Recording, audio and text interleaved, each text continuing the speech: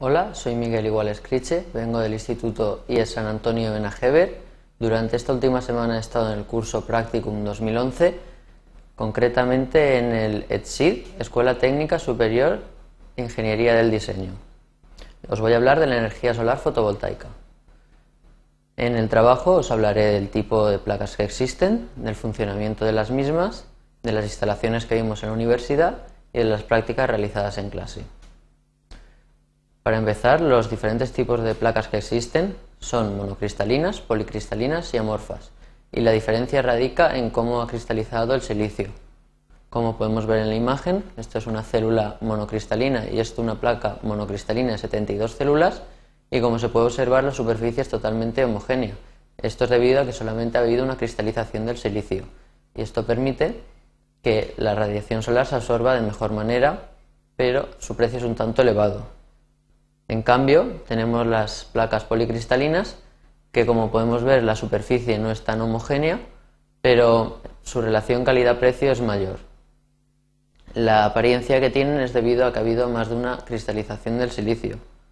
Por último, las placas amorfas, como podemos ver en la imagen, su fabricación es un tanto más sencilla, no son tan caras, y su destino será, por ejemplo, calculadoras o la fachada de los edificios, para adornar, más que nada, porque en una cuestión de inversión un edificio nunca cubriría su fachada con este tipo de placas, puesto que no les van a devolver el dinero de la inversión, pero de cara al exterior la impresión que da ese edificio da mucha publicidad. Este es el motivo de que hagan esto.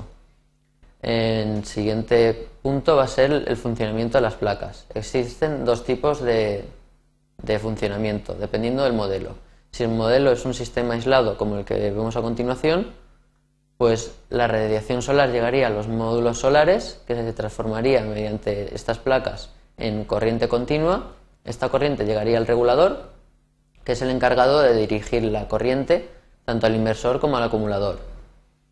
La función principal que tiene el regulador es dirigir la corriente, y por la noche, cuando estos módulos no reciben radiación solar, pues impide que los acumuladores descarguen su energía a los módulos fotovoltaicos, que actuarían como receptores.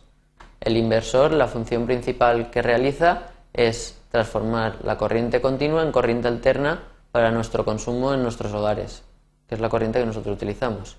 El siguiente módulo sí sería el sistema conectado a una red, es el modelo que nos faltaba por explicar, y lo podemos encontrar perfectamente en las instalaciones del Politécnico.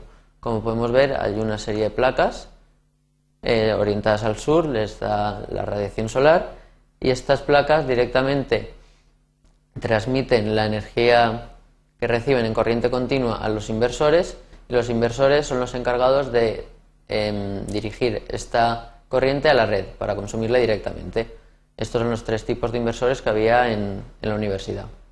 Al lado de estos inversores podíamos encontrar este armario, donde se podía observar la tensión y la intensidad de cada placa y si funcionan correctamente. En el caso de que no fuera así, se abría el armario y se buscaba la solución al problema. Aprovechando que estábamos en lo más alto del edificio de diseño, pudimos observar los edificios colindantes, la superficie que tenían y si estaban verdaderamente aprovechadas. Como podemos ver, las cocheras del tranvía aprovechan perfectamente su superficie, ya que tienen una serie de placas conectadas, orientadas directamente al sur, y otras no al sur, que es la mejor orientación por cuestiones del edificio, de la estética y de la estructura, pero las aprovechan perfectamente. En cambio, esta cafetería sería un buen lugar de cara al futuro para instalar estas placas. Durante mi estancia en el Politécnico realicé diversas prácticas. Ahora os voy a hablar de algunas de las que me resultaron más interesantes. Por ejemplo, esta, en la que solamente necesitaba un soporte, encima colocaríamos una placa fotovoltaica policristalina de 4 células, con una inclinación que varía desde los 0 grados hasta los 75, cada agujerito son 15 grados de diferencia. También necesitaría un foco de luz artificial, o el sol, daba igual, una resistencia variable, los cables para conectar, el amperímetro y el voltímetro. Como ya he dicho, el sol también se podría utilizar, y en esta imagen se puede ver perfectamente cómo en efecto esta placa es una placa policristalina de 4 células y como se ve su superficie es policristalina por la cristalización que tienen. Las fotos que hemos visto, el sistema representado en el papel sería este: la resistencia variable, el amperímetro, el voltímetro y la placa.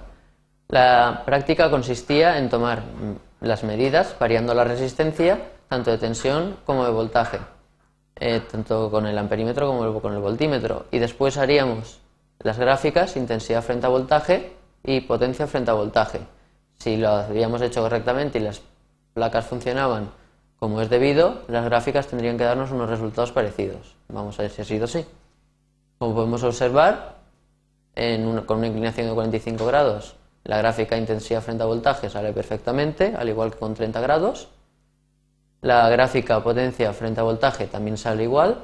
El punto de máxima potencia sería este, es el más característico, puesto que nos permite conocer la intensidad pico y la tensión pico, que son dos características muy importantes de estas gráficas. Con 30 grados también sale igual. Durante esta práctica se nos proporcionó una placa diferente, hicimos las medidas adecuadas, las pasamos al Excel, hicimos las gráficas y nos dimos cuenta de que no salía la curva característica que tendría que haber salido. Entonces preguntamos si esto era porque la placa estaba estropeada. Y en efecto la placa estaba estropeada. Tampoco salía el punto de máxima potencia en la gráfica potencia frente a voltaje. Otra de las prácticas que realizamos fue utilizando esta vez una placa más grande de 33 células concretamente. Las células esta vez eran monocristalinas y utilizamos dos focos. Con los dos focos encendidos se simularía un día soleado y apagando uno de ellos se simularía como si hubiera habido una nube que tapa parte de esa placa. Los resultados en el día soleado fueron los que podéis ver, son los que tenían que haber salido. Sale que la placa funciona correctamente, pero al llegar al momento en que la nube tapa parte de la placa, las gráficas ya no salen como tendrían que haber salido. Esto es debido porque cuando una nube tapa parte de la placa, esta parte actúa como receptora y es el motivo de que salgan estas gráficas tan extrañas. Podríamos pensar incluso que no funciona correctamente, cuando en realidad sí que funciona. Por último, la última práctica que os voy a explicar fue la que tuvo lugar el último día que asistimos a clases y consistía en realizar un sistema fotovoltaico que simulara en nuestras propias casas cuántas placas necesitaríamos, si se podría llevar a cabo, etc. Tuvimos que tener unos datos en cuenta muy importantes, como son la situación terrestre. No es lo mismo la radiación que llega a los polos como la que llega al Ecuador, la energía necesaria para no contratar ni placas de más ni placas de menos, y el precio al que saldría la instalación.